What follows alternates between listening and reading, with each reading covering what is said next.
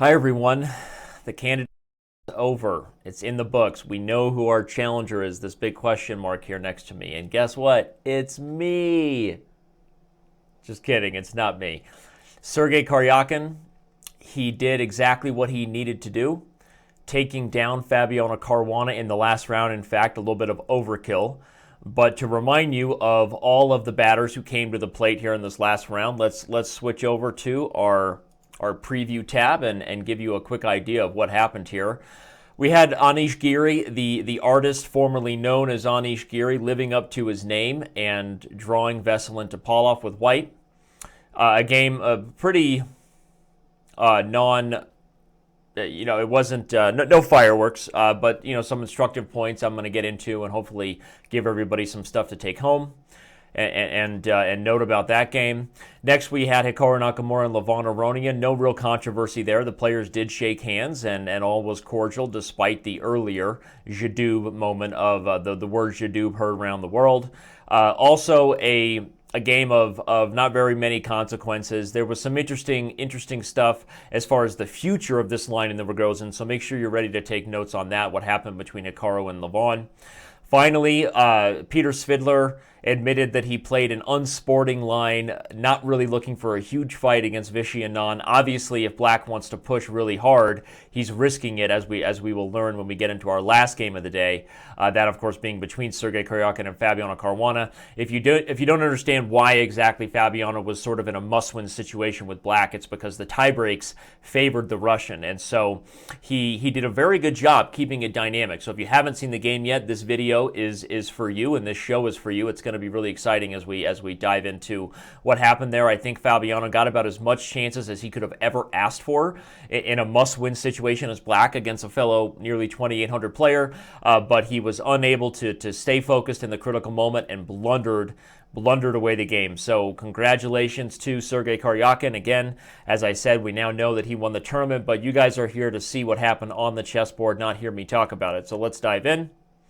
Want to let everybody know that this is a special live show, actually. So if you're watching this on YouTube, this was covered live and given was a little bit of chat entertainment, so I'm going to engage a little bit with the viewers. Unlike any of the previous 13 videos we've done, this is the first time I hosted our recap video and all the games I prepared live. So if you're wondering why the artist formerly known as Prince is on, that's because he's not the artist formerly known as Prince. He's the artist formerly known as Giri. What will Photoshop do for you in the modern world? It'll do anything you want it to. I think Anish looks really good with that hairy chest.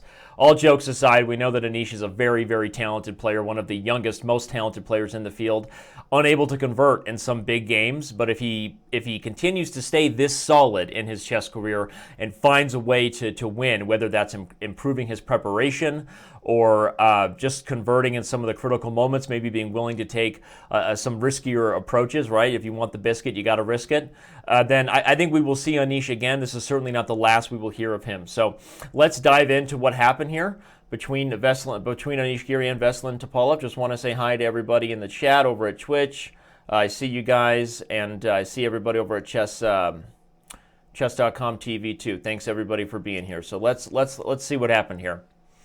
We had a I'm sorry, I actually have the wrong PGN loaded, so I'm gonna load. I was just in the process of analyzing Svidler's game with Anand a little deeper. So allow me to load up the correct game here.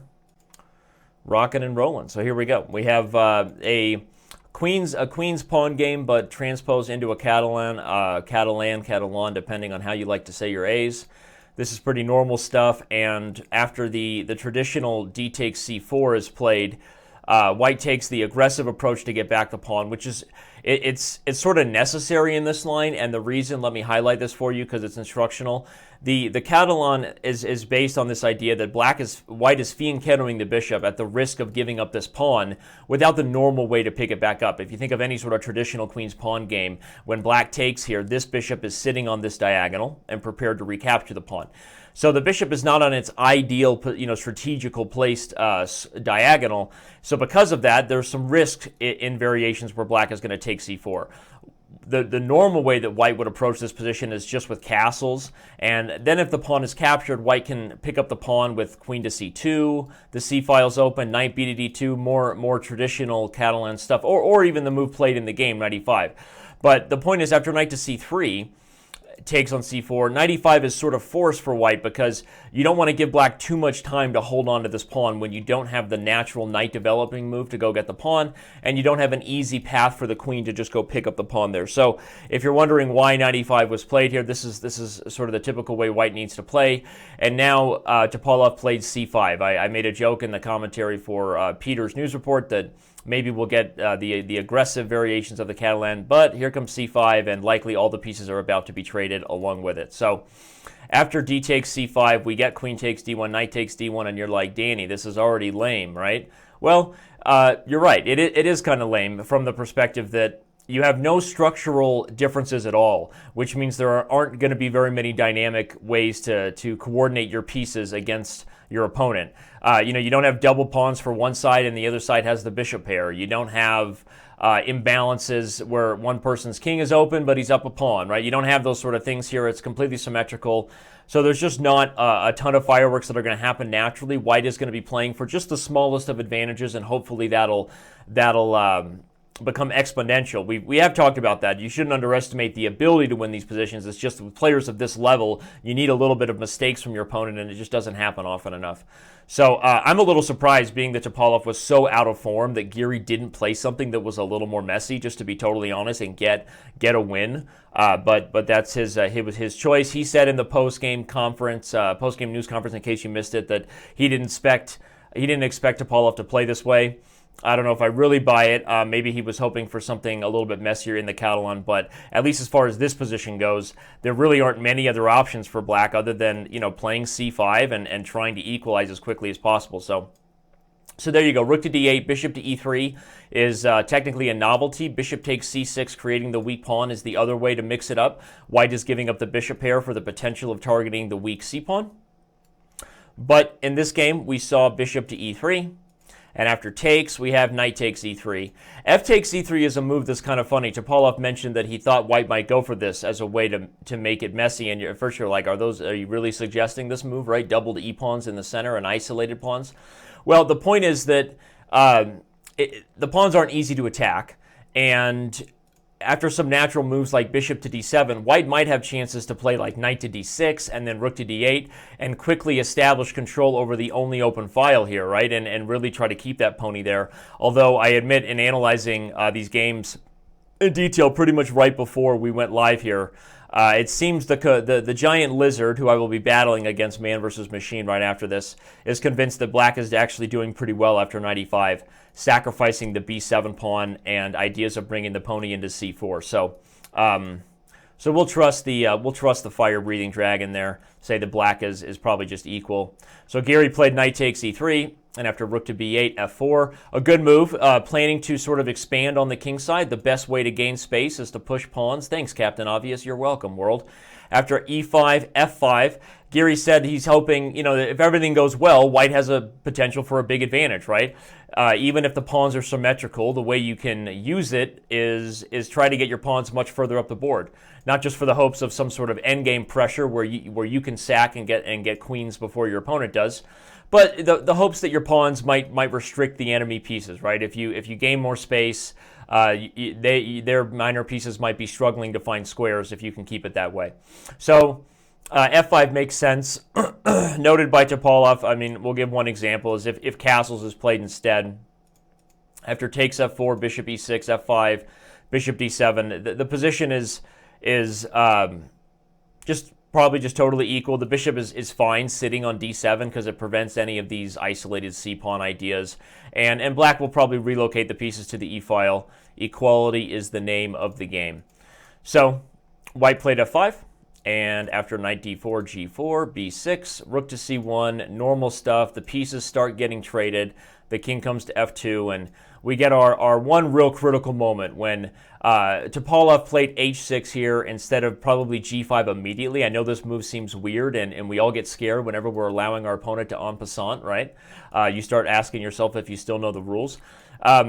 No, but seriously, en passant probably isn't great for white. I can even take with the f-pawn and try to play against the king, and g5 would be the most direct way to slow down Giri's kingside expansion. But Topalov decided he wasn't worried, played h6, and after h4 played g5.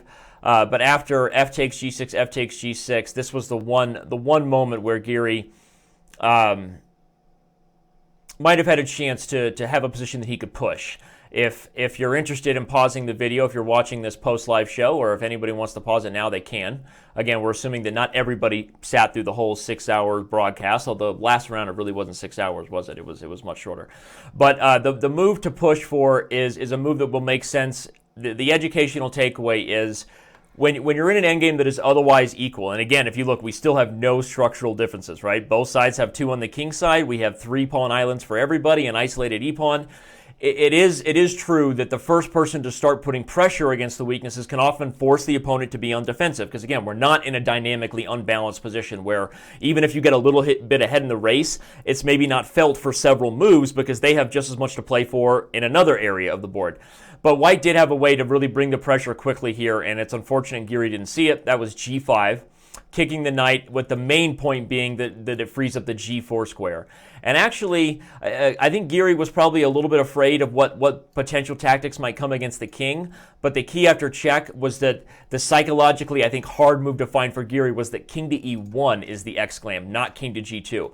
This is understandable, and we're not justifying missed opportunities for Giri, but when you've already launched a plan to expand on the king side, you're hoping that space advantage will manifest not only targets to attack, but you're going to tuck your king behind these pawns, and then you have dreams of your pieces playing in the center and your king not kind of being in an awkward square. It's easy to calculate lines and just not consider ideas where the king might come back to its original square, right? But funnily enough, the king is completely safe there, and it's difficult for black to deal with this pawn, right? Try to play black here. If rook to e7, not only is there a move like knight to d5, even a slow move like knight e4, and you can really see that white is sitting on the position. So it was mentioned in the post game that Giri felt like g5 was his chance. I analyzed it with the big lizard, and the big lizard agreed.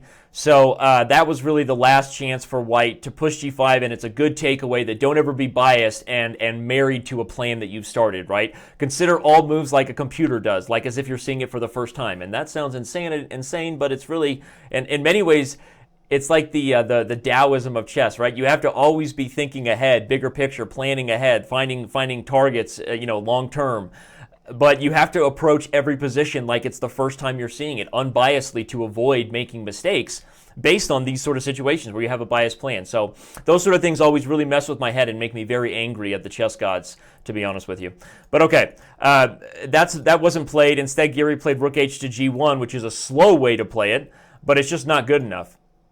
The black knight came back to knight e6. Note is that probably rook f7 and then g5 was Topalov's most accurate way to stop g5. But knight e6 is actually good enough to hold anyway, because even now the knights at least get pressure here. So white isn't just way ahead of the game with knight to g4. And so because of that, after knight e4 had to be played to guard the g-pawn, black gets a little bit more time. King to g7, knight to d4. We're going to see the little tickle bit played.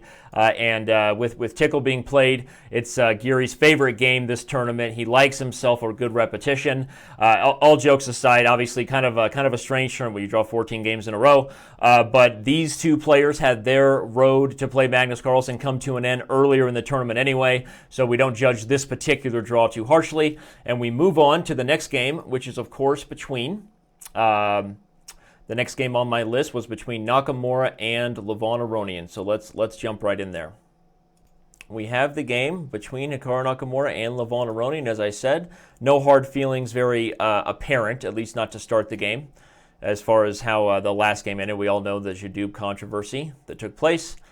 Knight f3 is played by Hikaru, inviting a Queen's Indian, but Aronian, like Hikaru the last time he was black, decides he's not interested, wants to play d5 transpose into a QGD. And we have our first real Rogozin of the tournament. I think the Rogozin is one of the more interesting, fun ways for black to play against someone trying to just get a traditional Queen's Gambit these days, and I'm surprised we didn't see it more often. But Here, Hikaru plays the lines that can kind of really take the teeth out of the Rogozin, and white, you can see why maybe black doesn't play it. The lines that are really sharp are after bishop to g5 and the Rogozin, and there are a couple things that can happen. D takes c4 right away is actually an option, but black can also try to get away with h6 and see, does white want to play the safe lines? Or does white want to really go for the craziness? Because after bishop to h4, there's lines that involve g5 and knight e4. There's lines that involve a d takes c4 first, and then rinse and repeat, the same idea, where things get really crazy and aggressive. There's been all kinds of theory, much more popular about the early turn of the century, honestly, that was being played a lot. But I think that black did well in a lot of those lines, and white, more often than not, seems to opt for the move queen a4 check. Now, what is it about queen a4 check that is avoiding all the sharp theory? Well, it wins a piece unless black commits a positional horror move here if he plays the move knight to c6. So black has to. And I'm sort of oversimplifying it to explain it for those who don't understand the structure or the line as well. The point is that white will have to lose a tempo because the queen is not ideally placed here for the long term. But black is also stuck with the knight on c6, which is going to take away what? Like, what did we just see Topalov do against Giri? Moves like c5 that liquidate the center. Moves like c6, as you see in every semi-Slav and Slav and all of their related cousins, right? There's a lot of them. They're like bunnies. So the Slav there's tons of them running around. And the point is, in both the Slav and in variations where black can strike with c5, black is playing the structure the way it's more meant to be played strategically. The knight isn't thrilled on c6. So because of this commitment, what you'll often find black having to do is to change the center structure, often trying to justify the knight's activity by taking on c4 and then trying to strike with the e5 pawn. So this is a theme that we're going to see happens in this game, and if you look at the analysis that I did over there for Peter's news report, you'll see that that's kind of what happens when all the top players play it. That's the way this line goes. I think that Hikaru had decent chances in this game, and let's get to it, though. So knight to c6, e3 is played, Rekharovka, and queen to c2. Again, we knew the queen wasn't going to stay there, and I kind of talked about all the things that both sides are thinking about here. Because the risk for black, I just talked about he wants to take him, get e5. The risk for black is if he does it in the wrong way, white might be able to punch e4 through and grab control over the center before black can equalize and sort of liberate the bishop on c8 and change the whole position. So those are the things that they're both playing for. I'll give you an example of that line. After bishop d2, a6, a3, bishop d6, h3, h6, this is all kind of typical stuff. Rook to d1. This is now the critical moment where the moves have been pretty natural, but if black makes one more natural developing move before recognizing the position is critical, he can be in big trouble. Let's say black plays bishop to d7, and you're thinking, there's nothing wrong, I'm just getting my pieces developed, right? And do I really care that my knight's on c6? And this is how a lot of beginners would play the position, thinking it's like an e4 game. But it's really not, and white has the very nice move c5, followed by knight e5, and you can say goodbye to your chances of ever changing the structure and ever liberating the pieces there. If knight takes, white actually can gain a tempo again developing, and however white chooses to defend this pawn with b4 next, what you're looking at is a pretty solid space advantage over here on the king side and a very comfortable position for white to play. As you can see, not a lot of space for black. So I wanted to show that line mainly because I think it's the instructive takeaway as far as proving my point as far as what black wants to do, dc4 and e5, and understanding the potential consequences if black doesn't play for the most positionally sound plan. So these are important things to note. We have c5, bishop to f8. Oh, sorry. Bishop d7 was not played. Back to the main game, away from the analysis. D takes c4 is played, and Aronian gets e5. So the risks of it are twofold. One, sometimes if white's already castled and prepared, white can sometimes take everything and expand the pawns quickly. That's how you might punish the e-pawn being advanced, because you are giving white a 4-on-3, which is a good middle game majority to shove forward. Sometimes also there's d5. So d5 or taking and a quick expansion would be the things white's looking to do. Because d5 was slow here, Hikaru indeed goes for the main line here. He castles and then takes it, and he's going to look to expand quickly. And probably I would argue that right here was my only... Okay, there's one later moment that maybe Hikaru could have had an edge, but right here I think that the more principled move was not to play the ultra-aggressive f4 first, but to play the more subtle, but you needed in every queen's pawn game, e4 first. Now, when I say the 4-on-3 advantage is a good middle game pawn structure, the reason that is because the king can always hide behind two pawns. The king can maintain safety while still shoving these pawns up the board like reckless renegades, okay? Whereas if you had only 3 pawns in front of your king, forget about the specifics of the pieces. Let's just say that nothing else was there and you wanted to consider pushing the pawns. There's never really a safe option to do so because your king, no matter what, will always become a target. But with 4 pawns, you can do that, and that's why I think that this middle game still maintains a small edge for white, but f4 didn't deliver enough right away to kind of justify how concretely that move is committing big stuff to the king side. So here's what I think about e4. E4, first of all, is a little more subtle, and now f4 is a very powerful threat. If you make some sort of random move, I analyze queen e7, you're going to see push, and you're going to see e5 come in, and you're going to see black's pieces sort of being kicked around by white's pawns. There are other moves here, of course. After e4, there's moves. Try to get to all my analysis here. There's also probably the most principled move for black would be to just bring the rook back to e8 and avoid f4 coming with tempo. But after f4 anyway, bishop to c5 check, of course, to avoid the fork. King h1, and I think this position is just comfortable for white. And one of the key points is that a move like knight h5 is not a threat, because here white can play bishop e1, taking care of the threats and actually exposing black's pieces for being a little bit awkward themselves. Not only are there threats on the pinned bishop, but there's also threats of rook to d5, forking the rook and knight, the knight and bishop, right? How sassy would that be? So that would have been, I think, Hikaru's best approach. I mean, I'm sure he looked at all these lines and decided that f4 being concrete was a little bit more forcing to his liking, but now black gets bishop f5 with tempo, and it's going to make the expansion, the one you really want naturally in the structure, a much more difficult thing to come by. So again, I'm obviously out of my league criticizing these guys for the most part, but you combine me with a little bit more time to review and the lizard, and we make a mighty team, right? You got to get that Komodo. So I think I'm right that e4 would have been the way, if we see this line repeated move for move, might be the thing white goes for. Also, by the way, bishop f4 and trying to isolate the pawn is another idea. So you can check out the analysis at the news report if you're interested. f4, bishop f5, queen to b3. This is probably what Hikaru calculated and thought, well, I understand bishop f5's coming, Danny, right? And it guards e4, but I'm winning a pawn, am I not? True, but Aronian ends up proving that he has compensation with this very cute little intermezzo, which Hikaru admitted to not seeing that move order in the postgame. A key little swish and zoog hitting the rook before playing the natural idea of coming after this pawn. Because white will win the pawn, as he does, but now the difference is that the pawn itself may not be enough to deal with awkwardness on the second rank. The bishop is undefended. It's a little bit of a mess for white, and because of that, I think Hikaru started feeling the heat a little bit, and maybe started looking to simplify. He played knight to d1, trying to kick the rook back, and then queen a5. After bishop to b3, the position is still a little bit better for white as long as he can hold on the a pawn, but Hikaru said he felt he had underestimated Aronian's counterplay on the queen side in general. Also, if you look at it from a practical position, it's kind of easy to be scared here as white. This e4 square is coming for the pony. The bishop may be under fire. Your king is potentially exposed. So Hikaru went for a forcing line. It was said afterwards that probably a4 instead of playing bishop takes b3, as you'll see he does, was better to try to play knight f2 and then a4 and keep the pawn on the board. And I agree. I think that would have been better. It's still not necessarily just clearly winning for white, despite being up the pawn, though. Black obviously has some pressure over the critical points in the position. So instead, though, that was not played, and rather bishop takes b3 was played.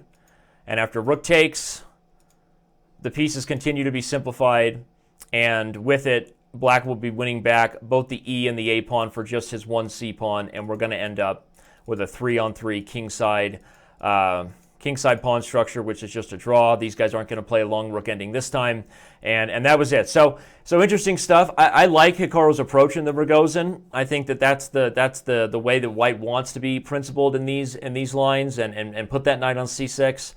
Maybe the middle game transition there could have been handled better per the analysis I was suggesting. because if not, it seems like this line is a little bit too open for white to keep slight edges, and we're more likely to see draws in this line than anything else. So the critical moment, hopefully you appreciated that, and the lesson about why getting your 4-on-3 majority going is so important when those center structures open up, and that's why e4 was better. But okay, let's move on to the next game, the game between Svidler and Anand. And before of course we let you go, remember we still have the big game, the game that decided the candidates last, which is Karjakin versus Caruana. So okay, as I said, we move on to Svidler Anand, and we say goodbye to the English the last time that it was featured in the candidates tournament. A repeat of the lines we've seen. This bishop b4 stuff seems to be the topical bee's knees, right? We've seen, I don't even need to quote anymore all the different ways we've seen to play against it. You know, of course, we've seen knight to d5, Topalov lost to Aronian in those lines. We've seen castles before, and we've seen e4 right away here. We've also seen rook to e8, the more subtle move, which is what Vishy chose here. We also saw d6 in some of the other lines, right? Both Nakamura and Levon played that. So this was, if you're an English player, or if you're wondering what to do against the English and you don't take an opportunity to use some of these games with e5 against c4 as a stem database, then you're missing out, and you don't deserve to have a good weapon against the English. And what do I mean by that? Again, to give the educational advice, the point is, a lot of people actually, to digress from, a lot of people struggle at the stages, you know, of even the strong tournament player to the experienced tournament player up to expert level, mapping out solid repertoires against c4 and knight f3, right? They're so focused on whatever they play against e4, the Sicilian, the Caro, you know, name it, or whatever they play against d4, and they don't always feel like they have something well prepared. And I always give my students advice, try to think about what you play against d4, and if it's a Slav, maybe try to reach a Slav type structure. If it's a King's Indian, then you have like nothing to worry about, just play a King's Indian. But if you're worried about that, and you just like all the different move order transpositions, the best advice I can give to how to play a specific English versus the English opening has to be one of two options: either the symmetrical, which we also saw featured at least once in the candidates, or e5. Those are the moves that are all that you reach immediate original positions, like they are English positions. They're not, you know, knight f6, and after a couple moves, who knows? Are you transposing to a King's Indian or Nimzo Indian, or what are you doing, right? So if you're not interested in that game, and you kind of like some of the dynamic positions Black has been getting, e5 is probably Black's most topical way to go. Not probably, we're seeing it. It's that's the truth. And Black scored pretty well with it, right, in the candidates. So you really should use this opportunity if you're looking to build a repertoire to dive into the e5 games. You have the best players in the world playing similar lines. If you do work and build off those games as sort of your core games of the games you try to emulate. That's what a stem game is, right? The stem of the tree, you know that it gets complicated as the tree gets bigger and you get branches. You like that little visual effect? Spirit fingers. No, I'm kidding. Right? The visual effect of the branches, but the stem is at the core. You want to know who the best players are, what the common pawn structures are, what are the famous games in this line that I'm sort of always trying to pull from and keep me guided, right? Keep me on track, right? They're like your spirit guides, your guardian angels as far as a commitment you're making to a repertoire. That's what the stem game should be. So that'll be my takeaway advice for the English. I suggest you do that. I think a lot of players will. So we get this line again, castles, and after rook e8, Svidler plays knight e1, and what he says is that basically this admitted to avoiding the most complicated lines, and kind of said it may not be the most sporting way to play, but honestly the tournament for him was over, so you can't really begrudge him. He was maybe trying to trick his opponent into pushing for too much, which is something Anand might try to do. And so knight e1 also has some principled ideas. You want to put the pony on c2, which can support both b4 and d4. So I don't think it's the worst move in the world, but Svidler, I love his post-game reactions, just very honest. Him and Fabiano are both, I think, two of the most enjoyable guys to just see in the post-games. They're all, I don't think any of these guys really do hold back much, but they're never pretentious, never irritated, right? They're never holding back. Svidler and Fabiano are both very, very direct and honest in what they feel happened and what they were trying to do in the game. So I like that. d6, bishop to c5, rook to b1. Again, I said that's the purpose of this move, to drive the b-pawn. Black says nay. a3, bishop e6, d3, and now we get d5, which is kind of coming just in time for Black if you want to open up the position. If you're wondering why white doesn't play b4, you can do it, but the position, as long as the bishop can go back here, a5 wasn't just played to try to prevent it, but also just to give the bishop a nice retreat square, and maybe white isn't sure what he wants to do with the queen side, so he's not interested in overextending just yet. So d3 is played, and now Anand played d5 after takes and takes, knight e3. Seems pretty straightforward stuff. We've actually got that exact reverse Sicilian structure, which we've talked about in 2 of the previous English games and from the previous 2 rounds in the recap videos. If you remember, we looked at those, and Aronian was pushing against Karjakin in this exact structure last round, but not the same move order.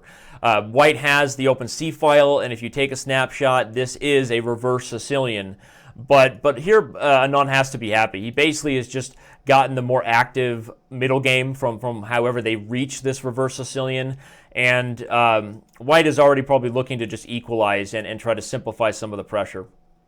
Plays knight to c4, and after bishop d6, Svidler admitted he felt like he was getting a little bit worried here. He didn't want to be worse. After d4 to try to simplify everything, which was probably what he needed to do to maintain the balance. So why is he getting a little bit worried here? Well, there's a few things that could happen in the position. Black can play a4, which if you can cripple the expansion, that's the play white always wants. And if they ever push it, of course, the a-pawn becomes weak, right? There's also the point that if white doesn't have any natural squares for the pieces, black might start being really aggressive. Kick the knight first and then bring the queen out and get pieces to the d file. I'll just make some moves just to kind of show that, black might be better here if you're not careful. The bishop pair isn't amounting to much. They're not going, crazy or getting jiggy with it on any open diagonals. So Svidler, again, I think that's what he's referring to when he said he felt a little worried, wants to simplify the position and maybe just see a big liquidation. He takes on d6 and takes on d4, and now after queen e7, e4, c5 is a very nice tempo move. Of course, white couldn't take it, by the way, in case you calculated that. I just pinned the bishop and win it back, and I'll just show you in case it's too fast for some people. The point is, of course, that this is not a good trade for white because you've given up the light square bishop. So, sorry, you want to make sure I show that basic tactic there. After queen to e7, e4 comes. The key is that black has c5 with tempo, and then the move knight to c7. Now, after bishop e3 and b6, this is a really instructive critical moment. We already saw Anand take down Aronian in a really nicely played long endgame. Of course, he was white, but it was an endgame that what I'm getting to highlighting is that there were very few things going on, but black had control over the only open, Anand had control over the only open file and had a pawn majority that he pushed, similar to a 3-on-2. So I'm going to say that the move f4 is a committal move for white, but it was also a critical move. And I'm going to let you pause the video and try to guess. And I'll even give people here watching the show live in the chat time to guess what is sort of the threat here by black positionally that makes white feel like I need to be aggressive with f4, even at the risk of this being a very double-edged move that not only undefends the bishop, which will be a key point, and opens the king. So Anand got more chances after this move, but partly because, Svidler needed to play it. So if you want to take your moment and see what that was, okay, the threat here for black, if white does nothing, is pretty straightforward. I'm going to bring my knight to b5, and then no matter what you do, even if you attack it or something, I'm going to put tempo on the open file and bring the knight to d4. So the basic threat here is that black is threatening to bring the knight into this d4 square. Once that's established, even if you trade it, the bishops being of same color means white won't have great drawing chances. Black open file, and the 3-on-2 will be the much more dangerous majority. Again, white has the 4-on-3, but this isn't similar to the the Nakamura middle game where there's enough minor pieces that white can really attack. White's not playing f4 here under the thought that he's, tucking the king on h1 and then running these renegades up the board for checkmate. He's really just trying to get enough counterplay to not let black just barrel in on this idea of putting a pony on d4. So that's why f4 was played. F4 was played. Black is going to go for the idea anyway, but now recognizes that if he goes for knight to b5, because this aggressive move was played, f5 is enough to already make you second guess it. There's threats of f6. You'd love to take here, but you can't because I can take with the rook, right? If you take with the pawn, you win. So you can't but you can't take because I take with the rook. And so we see that f4, as committal as it was, and Anand finds the new way to take advantage of it by exposing this pin because the f-pawn left. It turns out that it was enough by Svidler to prevent Anand from just running in here. And again, it's just nice to see when you can see these plans explained back and forth that they are like heavyweight fighters, right? One side recognizes that this guy's coming with this plan, and so he has to kind of commit to this. And then, that person realizes that the plan they were doing isn't as good anymore, so they have to make an adjustment. And if you dive into these games, you're capable of finding out a lot of this stuff on your own too, not just with someone explaining it. It's just about trying to see the obvious points of what both sides are playing for and seeing how both sides adjust. So here comes bishop to d5, which is a nice way to try to take advantage of this. White plays rook b to e1. Of course, taking would have just been a horrible idea. And unfortunately for Anand, he doesn't look for more here. Maybe he could just put the bishop on a8 and try to say, that's how I'm going to expose f4. If you play f5, I can maybe play f6 and try to sit on this weakness and build up on it because you do have kind of a bad bishop. But Anand said in the post-game that, he didn't feel like it was really enough to think he was winning and so wanted to take his hand or try his hand in the force lines. It's a combination that goes a little something like this. Big town, exchange town, everybody gets traded. And now you can see that Black's potential advantage of the 3-on-2 is gone. The structures are back to being totally symmetrical, 2-on-2, 3-on-3. But the last little advantage is will Black be able to get something while White's pieces are kind of uncoordinated? Will I be able to come down here? What was shown is that he really wasn't. He has to free the back rank. Notice Svidler immediately gets his bishop back in the game. That's why we love these guys, because they don't ever let their pieces be bad. You should know that. If one piece has a purposeless position, then your whole position is always in danger. And that's how they play chess. They recoordinate.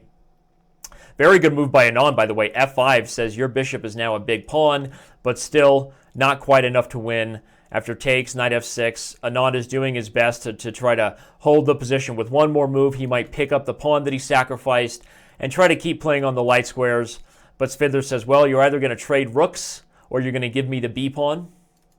Anand says, nope, I'm going to give check. Well, you better do it again.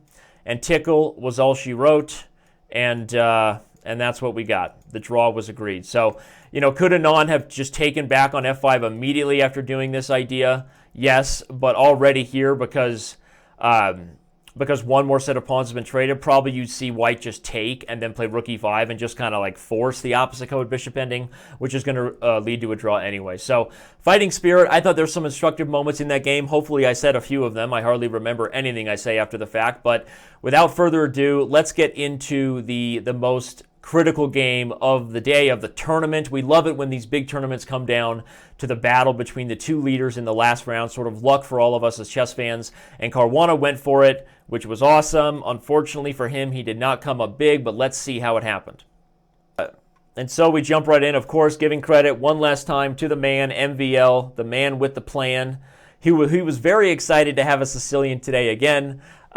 Some good quotes from Maxime on not only in the analysis that you can read at Peter Docker's news reports, but also just in the emails. He was excited to have a dynamic game and felt that Fabiano got about as good of a chances as he could. Loves the dream situation, as he says. The two best players of the tournament paired off in the last round, winner take all.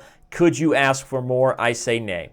We have a Sicilian not played very often by Fabiano, and not only that, then we get a rouser Sicilian, not played very often at all at the highest levels, and the observation made by Maxime was that it's a very difficult Sicilian to play a forced draw, to take a forced drawing line against. The Najdorf, the Dragon, the Sveshnikov, there are a lot of advantages to those as well. But if your opponent is playing for two results, in this case Sergey Karjakin which was his biggest advantage, it's difficult to want to go to those more well-known, theoretically more forcing lines. The rouser is going to be slightly worse for Black. Pretty much it's always slightly worse for Black, but there's tension in the position. I'm going to talk about what that is. It allows both sides to play for to mix it up, and so a good choice from Fabiano. Bishop to g5, e6, queen to d2, and now after castles and f4, we get a very traditional rouser. MVL notes, of course, that f3, followed by retreating the bishop and driving the g-pawn is the English attack approach. You all know I'm very biased to those structures.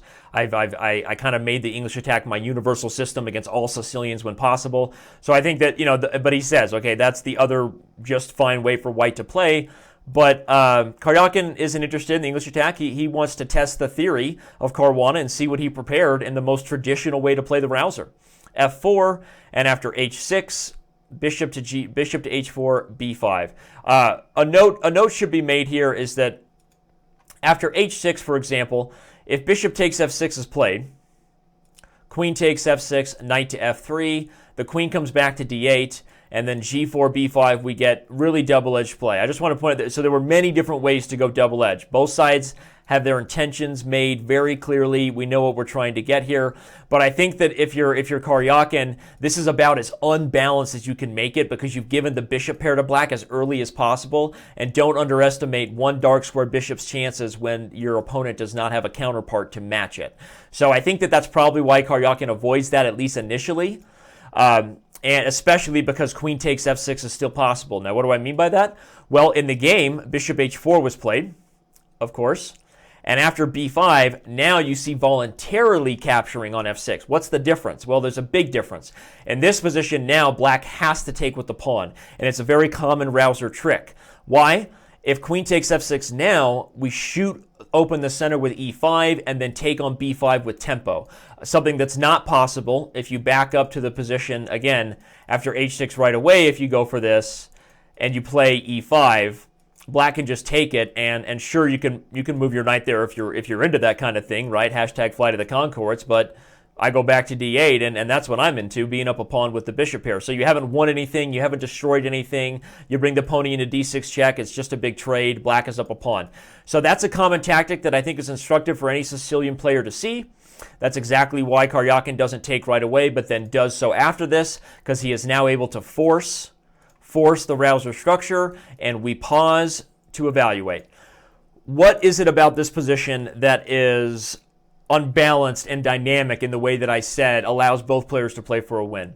Well, it's obvious that white is structurally a little bit better on the king side. Okay, you have these doubled F pawns and an isolated H6 pawn, and white is looking to put pressure on the most critical point right away. That's what white has to do. Go after E6 and see if you can open it up.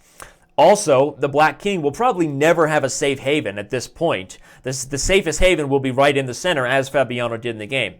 But what has white given up for all that? Well, the thing is that, one, the king is deceptively safe right where he is, because once the F5 pawn is committed, this E5 square now belongs to black. And without some sort of tactical shot, you can never really force open the center all the way, right? You commit F5, but you give away a square like E5.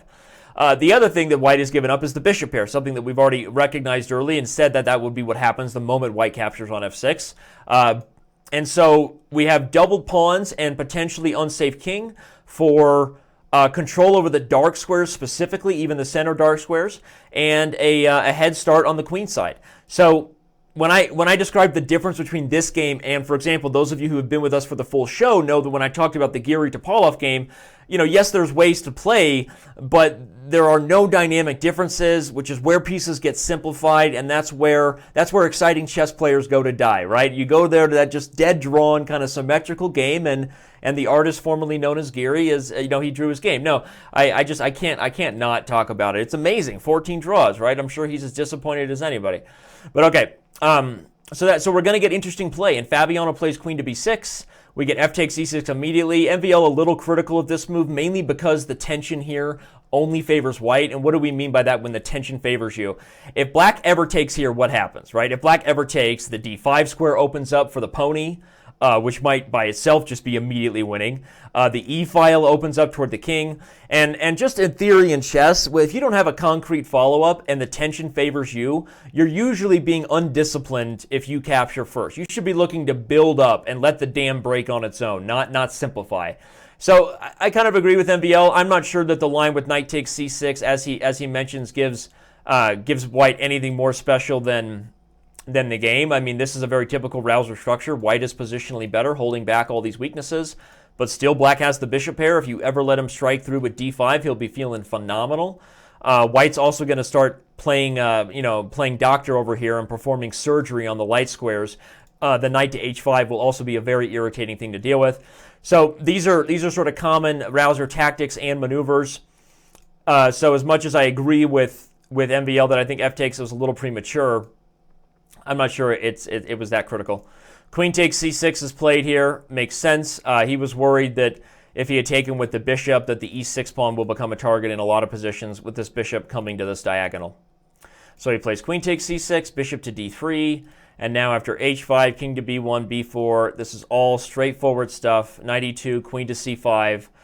The queen comes to c5 a lot voluntarily in these positions. Sometimes it's because you just want to hold down that e5 square that I said you would have ownership over the moment white played this. Sometimes it's because you just want to avoid the tempo of knight to d4. But in this case, it was actually not enough to prevent white's really common tactics. So if we're talking about one of the last tactical patterns to take away from this candidates, we're getting down to our final instructional moments. Make a note of this one if you're a Sicilian player. White to play.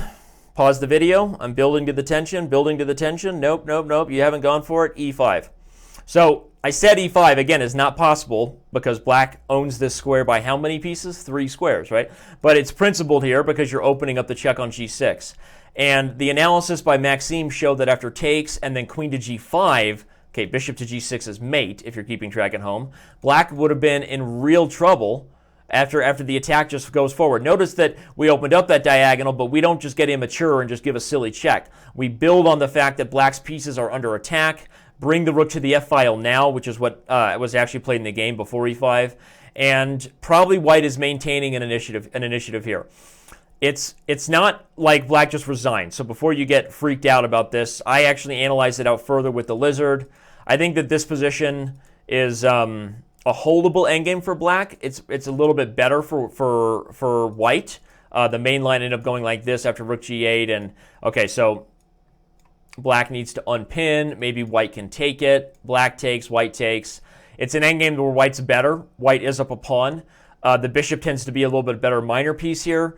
So depending on what plan was taken, I think black did have holding chances, but you can tell that it wouldn't have been a happy town for Fabiano because now white is easily playing for 2 results. So given the fact that Karjakin was in that great position where a draw helps him win the tournament, probably MVL's right that e5 was a blunder not to play e5, and that e5 was really the way he should have gone. So he played the slower rook h to f1, but after bishop h6 with tempo, he never gets the chance to play e5 again. We've played a5. e5 now isn't gonna do much because you don't have the queen getting over here as we just saw on the other lines I was analyzing. So we get b3 defending. There's a lot of analysis here. Check out what MVL had to say as far as different approaches, but many of the roads are leading to the same Rome in this line, which is that black is going to be stuck in the center looking to keep play on the queen side. And the problem with those positions is even at the highest level, I've told my students this forever, which is that when you play a Najdorf, we play a Rouser, some Sicilians inherently just require more of the chess player at the board. And what I mean by that is when you play positions where your king is stuck in the center, I understand if you have the bishop pair. I understand if you have counterplay. And if you are someone who loves the attacking chances and the craziness, like you're an adrenaline junkie, the Sicilian is right for you. I play it, okay? But don't ever underestimate the fact that when your king is in the center, you are forever playing a position that is 1 move away from losing.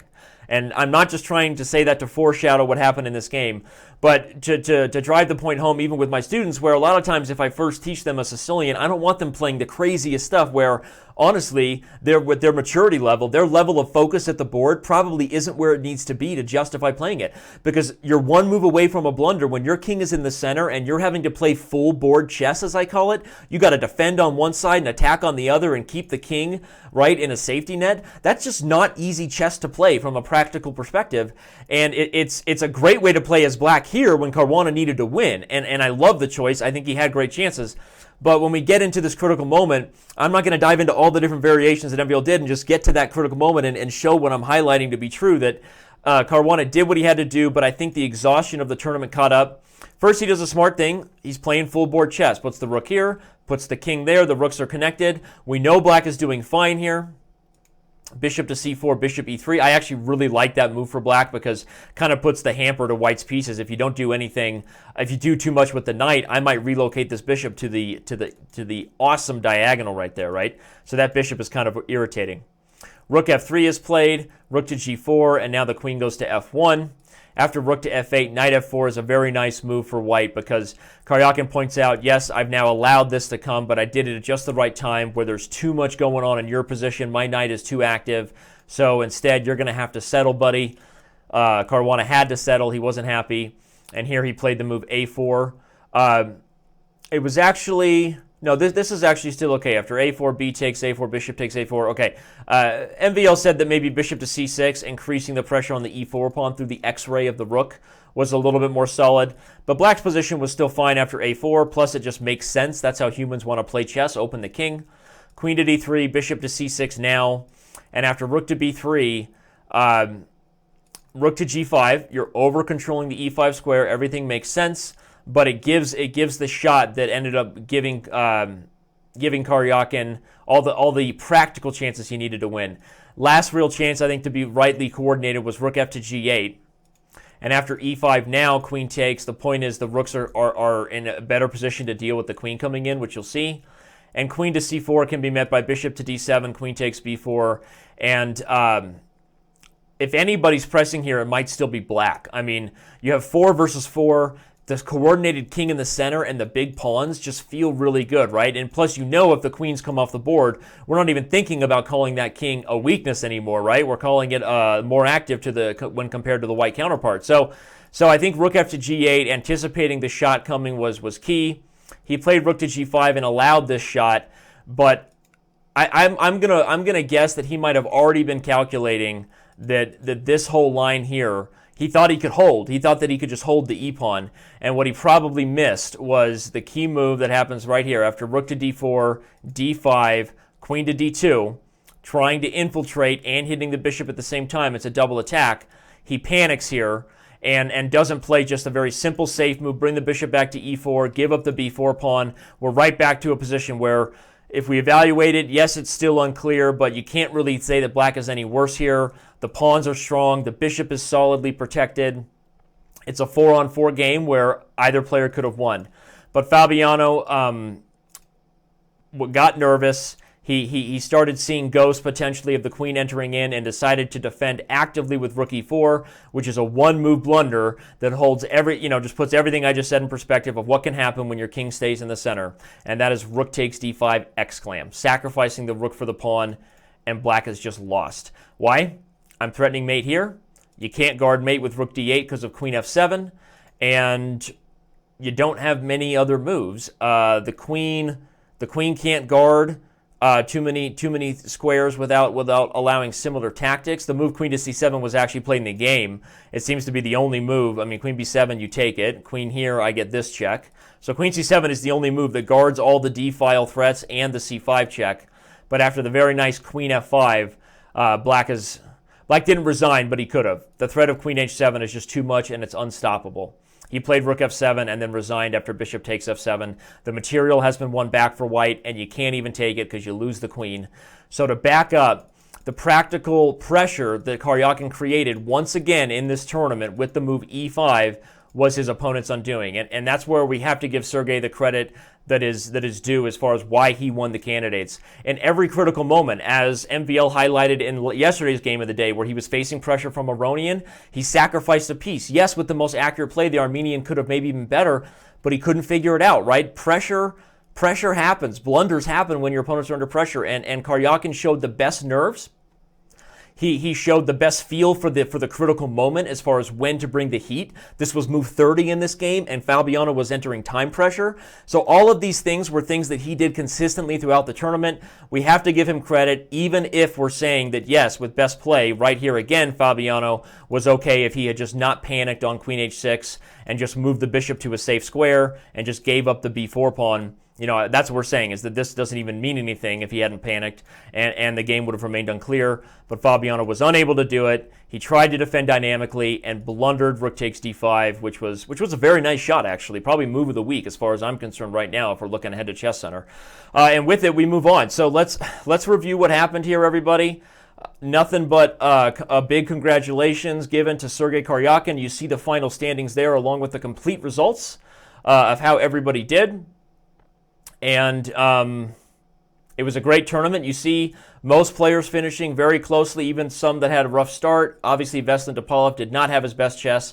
And what's next? Well, you know what's next. We got the World Chess Championship coming in November. Sergey Karjakin will be there against Magnus Carlsen. We have everything you will need to know about the World Championship, our coverage, as well as what's going on around the world. Just follow it at chess.com/news.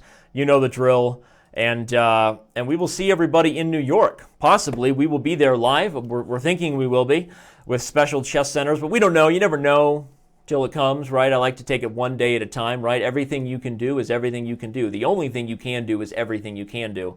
That's a little bit of that's your Buddhist takeaway for the day. Let that sink in there. And good stuff all around. Congratulations one more time to Sergey Karjakin. I think it would have looked a lot better if my head was right there. Take a picture. Somebody take a big picture of that, right? Take a screen grab. Danny's the challenger to Magnus Carlsen. Yay!